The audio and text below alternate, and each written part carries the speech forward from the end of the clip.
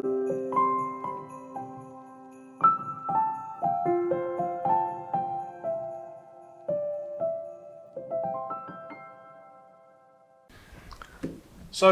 welcome to our Series 3 edition of the Legends Project, and I'm very pleased to be joined today by Ray Isted. So welcome, Ray. Pleasure to meet you again. Really pleasure good to see you. And Thank you for agreeing to share some industry knowledge and some solutions and perhaps some advice to the rest of the industry.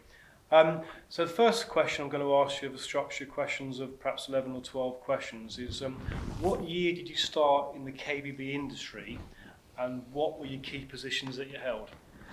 Well, first of all, how far back do you want to go, Simon? Really, I suppose I actually got into the major domestic appliance industry back in '79 when I joined the Maloney Group as a service manager, would you believe, for refrigeration. Whereabouts were you based? I was based in High Wycombe, which was about 7 miles from home. Yes. It was living the dream. They decided to bring in built-in appliances because the Maloney Group were just entering, or the Ariston brand was just entering the market. Majority freestanding, was it? Yeah. Initially, yes, it was freestanding refrigeration and washing machines, and then they then saw the opportunity for built-in. Right. And I always remember now the service manager at the time said to me, "I want you to look after the built-in appliances as well on the service side now." He said, "They've got the workings of a wheelbarrow. You'll be fine. You'll be really fine." Oh, okay then. So I took that on. Square wheel or round wheel? Well, you'd be surprised. Yeah. And as it happened, it was a great opportunity, moving from a cooling product and then onto the built-in. And it was a time when the market was exploding, absolutely exploding in terms of everybody wanted built-in appliances. It was the new. Is that because the kitchen design was changing as well? I'll come on to that a bit later on because it was still early days. I mean, very early days. And so I got involved in that, and I was doing training and service personnel on repairs of refrigeration, and I learned how to repair a built-in oven and transmitted that to the service guys. Nowadays it's more difficult. Oh, most certainly. It did have the workings of a wheelbarrow compared with today, and so then I started to be drawn into the sales side, the marketing side, and I was going out with the sales guys and talking to clients about the built-in appliances, and they said, features benefits. Yeah, and they said, "We know you know more about a built-in than we do. Why don't you come into marketing, and join the built-in team?" Selling the sizzle. Sizzling the sizzle. That's right, and that's what they used to say, or demming the gem, and so.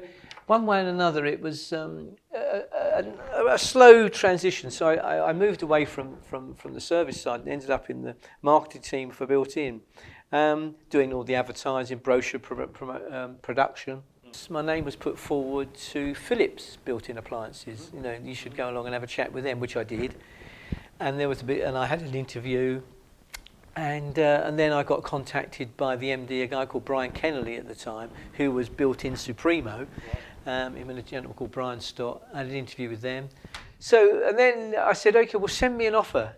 Send me a letter of offer." And I'm not going to move it. Put it in writing. Yeah, he said, "Okay, well, this will date it."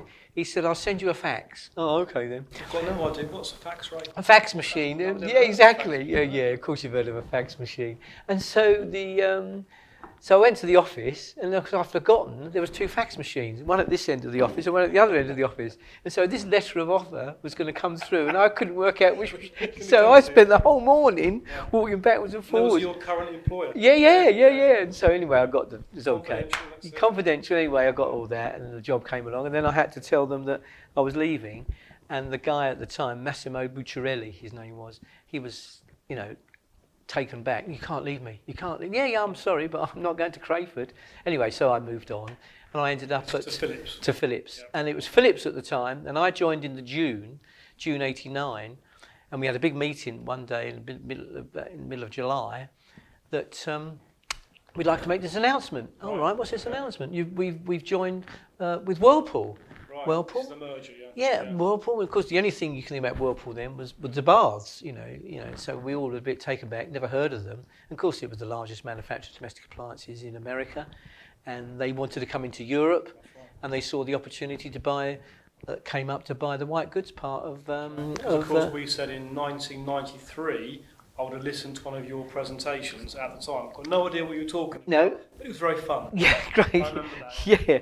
So, and then I ended up at Philips, and it became Whirlpool, and then I got involved in. I was responsible for 6 merchandisers that spent their time going around magnet stores training on training on built-in, and then I progressed towards the marketing side of it, and then I ended up ultimately as the brand marketing communications manager for Whirlpool. And clearly you have a brand Philips which everybody knew. You've either got a Philips hairdryer, you've got a Philips radio, a TV, kettles, the whole lot, and here we are going to call our products Whirlpool. And don't forget, this was throughout Europe, and so lots of countries in Europe couldn't pronounce the W, and so Whirlpool. And so it was a major challenge, you know. Are you really going to drop Philips? So it became Philips Whirlpool, and then after a time, it was decided to remove the brand Philips altogether. However, if you went into a store and you talked about a washing machine, the guy would say, "Oh yeah, this is a Whirlpool machine because it's made by Philips." You know, to give that reassurance. You know. Can I ask you, Ray? So in your career, what do you think the key changes are in terms of the appliance market, in terms of the product and also the service? What are the key changes over the years? I thought about this actually. The kitchen appliance area was the poor relation. You know, in terms of what you had in your kitchen. You had a TV at home, well, before obviously 55 inches and all that, but you had a hi-fi, you know, stereo system, which you'd love to show your friends, you know, and you had a colour TV, and things were really, you know, nothing was happening in the kitchen. It was still, the door was closed when you did any cooking, nobody came to see what you were doing, you didn't say, "I'll be in a moment," and ping, and then you'd go and bring the food and produce it. And then gradually, the kitchen industry almost exploded in terms of built-in appliances, because what happened was that they became very stylish product, and it was the trend was to have a built-in kitchen. And people want to show the appliances. Absolutely right. Yeah, and why that happened because there were lots of open plan. Right. So open plan was coming. That was quite the trend. Not that wall down. We'll have the kitchen open plan. So you're going back 20 years. Yeah. But at the beginning, even before that. Right. Yeah, but there was lots of. That's the trend today, isn't it? Yeah, but there was lots of movement towards kitchen appliances, and there were more bells and whistles were coming with the appliances. Gadgets. And you were replacing a freestanding cooker and a freestanding fridge. They were built in. They were behind cupboard doors, and the oven. My word, the oven had 4 or 5 functions. You know, before you used to turn it on and set it gas mark 6, or a static oven, and it would, you know, the hot at the top and cold at the bottom. And so this was a major change in appliances. And then over the years, of course, you know, there's so many changes. I mean, you've got ovens that give you a menu, store your favourite recipe. You've got 10 or 11 functions.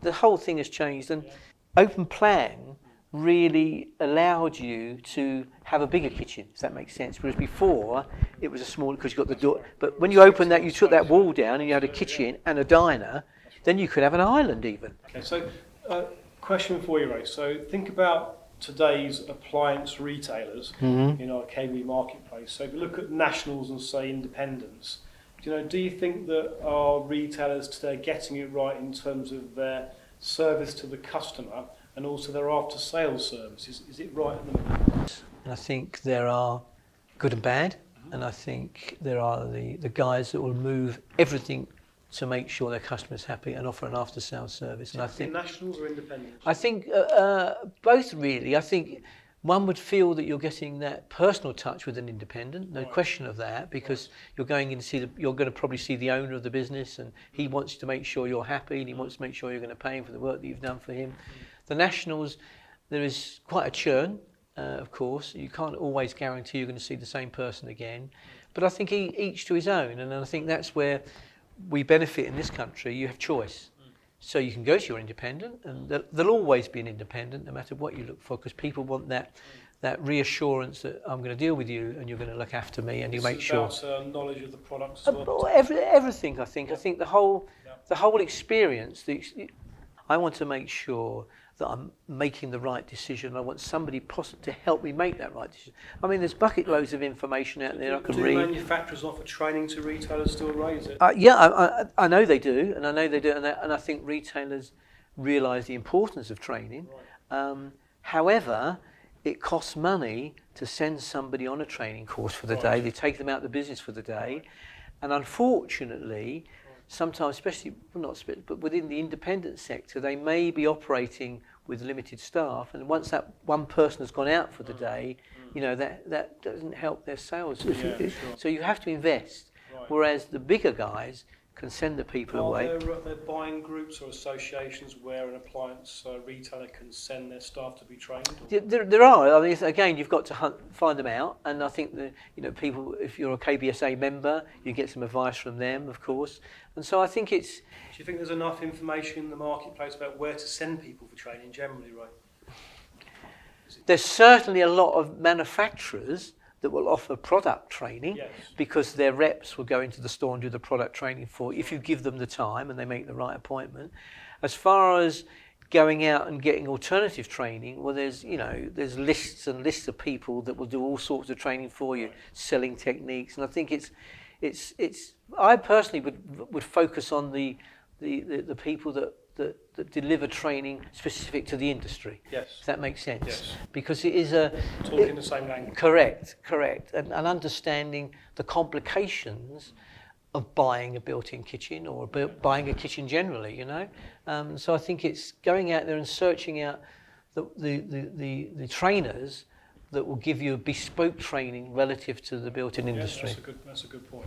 So talking about, if you were, let's say, a individual looking to get into the industry and set up your own kitchen and appliance retail situation, what advice could you offer, given your experience, on how to be successful? Don't do it. If you're going into retail, it's especially today. It is a very challenging environment, and you've got to be sure that's what you want to do. What are the key sort of facets that people should consider? They need to consider.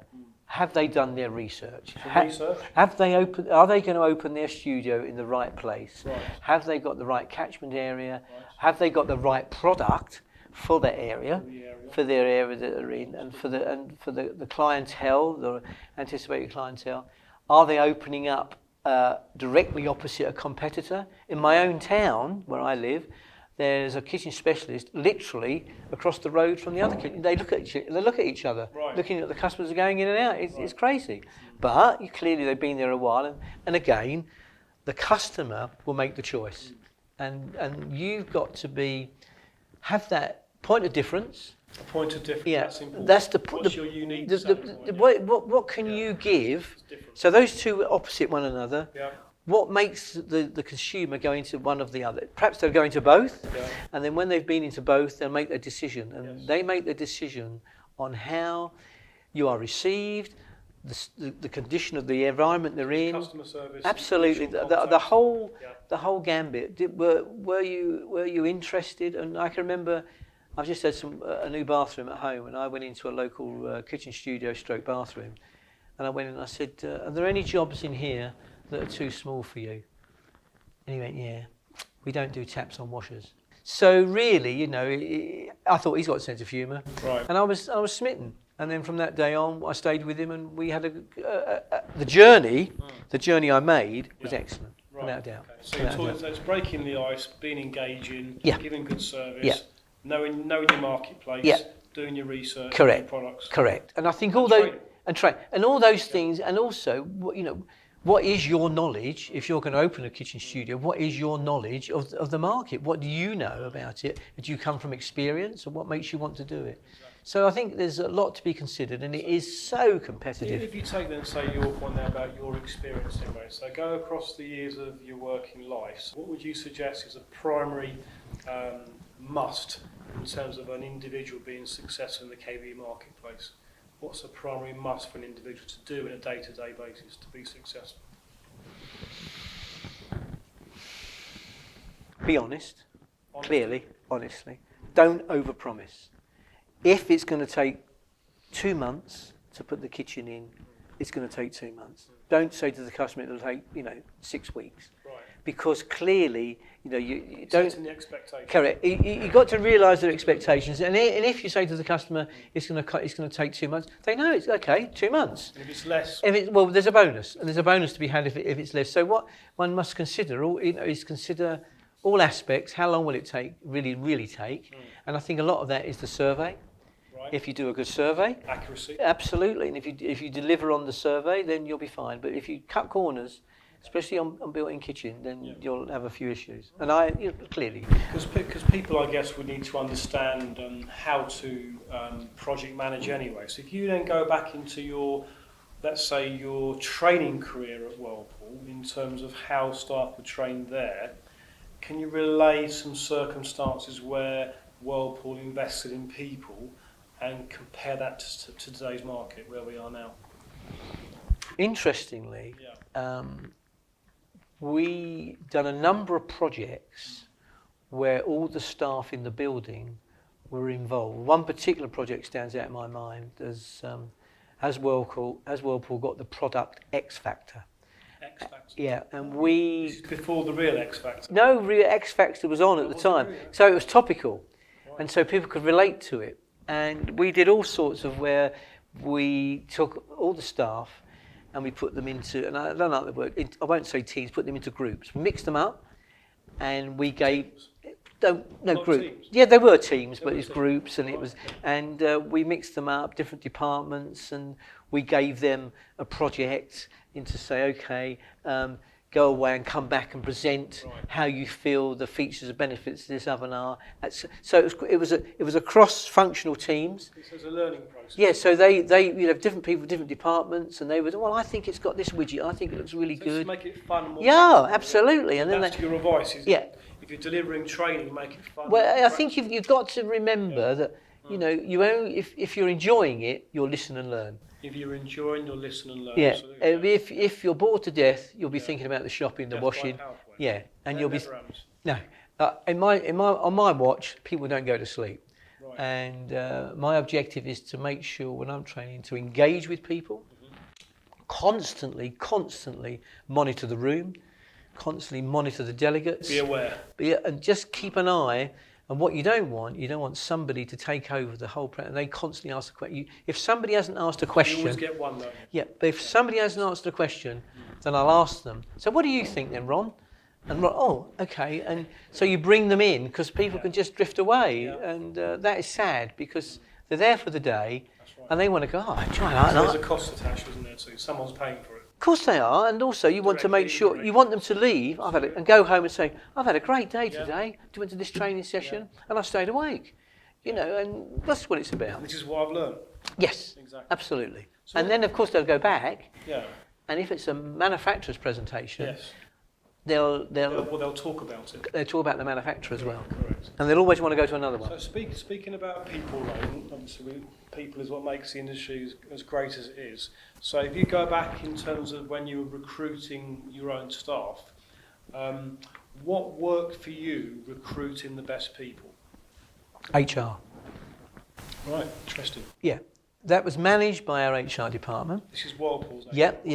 And then what happened would be they'd select somebody, and then you'd have a chat with them, and I could normally tell within about 5 or 10 minutes whether they were the right person. So HR would be the great supporting function to begin with. Yeah, most certainly. They would pre-qualify. Yeah, and source the people because you wouldn't have time Okay. to vet. You got your day job, and you knew you wanted somebody, Right. and they would have their list. How did you interview people in terms of selecting the best people? What worked for you to get the right people? Well, certainly having a one-to-one with them and getting a feeling, Informal, see if they're most informal, see very if informal. and to bring them out themselves. Don't make them feel uncomfortable. Right. Relax them. Right. It's an interview, but you'll be fine. We're having a chat. Yes. And I'm just It's a two-way process. yeah, and they want to learn about me because I've got to be working for him. I'm not sure. And I want to make sure that if they come to join and want to play with us, then they're the right type of person. Yeah. So you're saying it's a two-way process and a two-way interview, and actually it's more informal in the approach is better in terms of getting the right person But again, it's relevant to the position that you're interviewing for. Clearly, you know, if it's a real senior role, you know, you don't want to rock it up. You clearly got to get the right level of that interview, because clearly, you know, you've got to make sure that they've got a responsibility when they come for the job, and they've got to be handled responsibility and be reliable, and also have a passion for the job as well. You know, just I feel 8 hours a day. I want them to come to work with me and enjoy it. Enjoy what they do. Yeah, because I firmly believe that if you do a job for 8 or 9 hours a day and you enjoy it, it's a bonus. You know, isn't it? yeah, absolutely right. You're better in yourself, you're better in the company, and you'll get a better result. This internet was being talked about a lot, and it was the days of dial-up. Remember dial-up? Yes, you know, there was noise, no. dreadful noise. Yeah, you know, and you couldn't use the phone while somebody was online, and I was doing communications at the time and brand marketing, and the guy who was responsible throughout Europe for implementing the Whirlpool web platform website. And he said to me, he came to see me one day, he said, I'm going to bring the website to the UK. He said, and I'd like you to take the responsibility. Right. I said, why is that? He said, well, because you are responsible for communications and you touch all the departments in the business. So you know what to do. And I want you to do some training on the internet and the web, and show people how it all works. Right, okay, fine. And took my breath away a bit, because, you know, it was on a steep learning curve. But I said, okay, fine, and I did a bit of research myself, and then I had to do a presentation to all the staff to explain the internet. What is the internet? Where is it? That was the first process. No, so what is this internet? You know, so I looked up all that, and I put all that together and presented that, and then we started to, we had the platform, and then we had to add the UK content. I was very lucky because I had a student working for me at the time. He'd come over from America, and he wanted to have a work experience with us.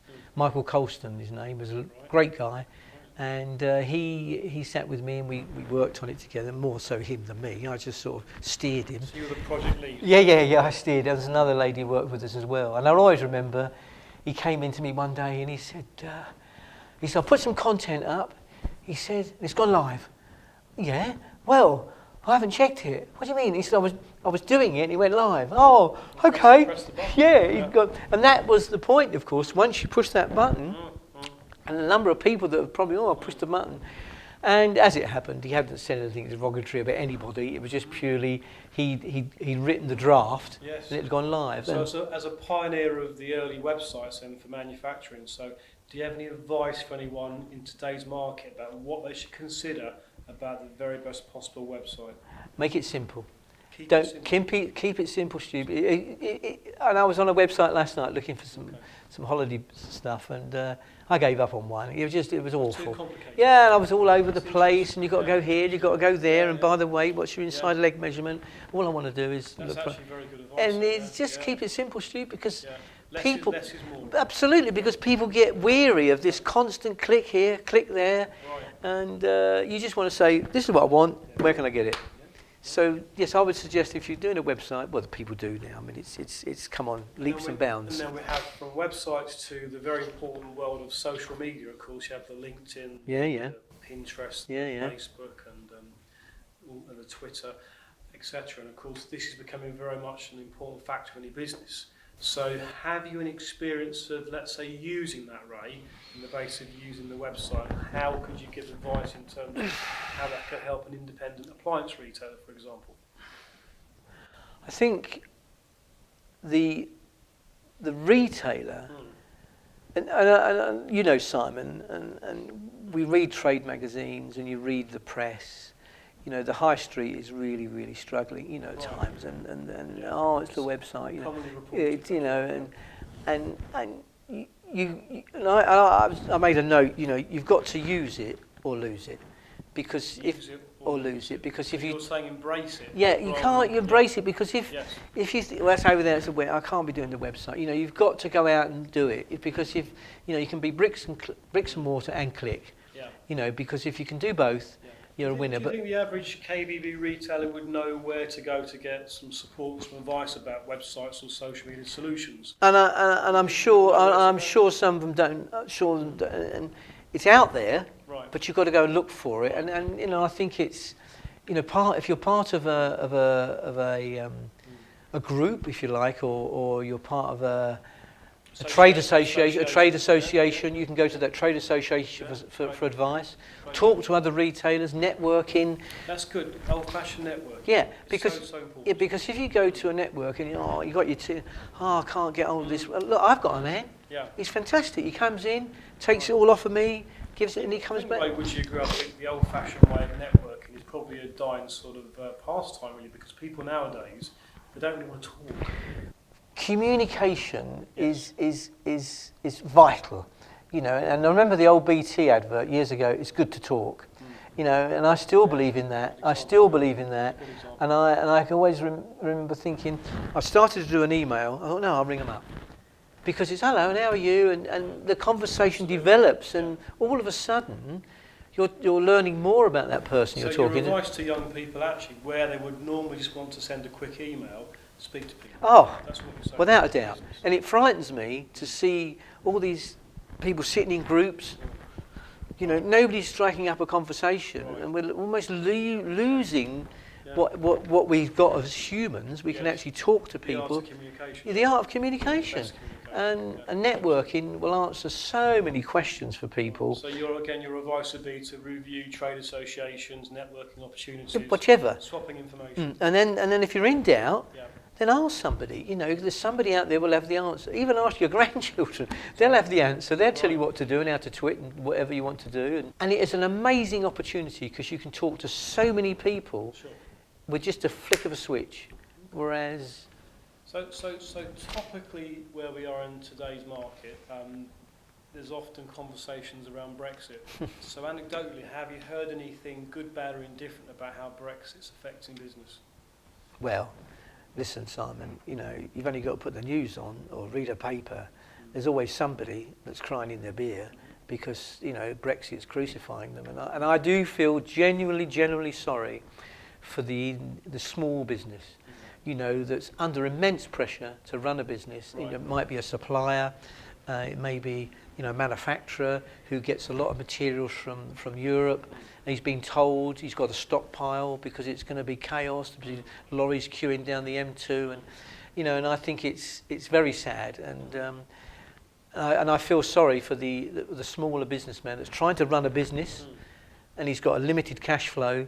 But over here, he's hearing, well, you better get some stock in, so he invests in it. Then he's got to put it somewhere. He's got to buy a bigger warehouse. Well, of course, you know, with your history, you're a great trainer, aren't you? So in terms of the advice you would perhaps give someone on how you would get around that situation, let's say it's a very challenging marketplace, how could the retailer, do you think, Ray, utilise, let's say, not good news and turn that around into a positive, do you think, in terms of their communication with their customer? How could they make it work for them? Well,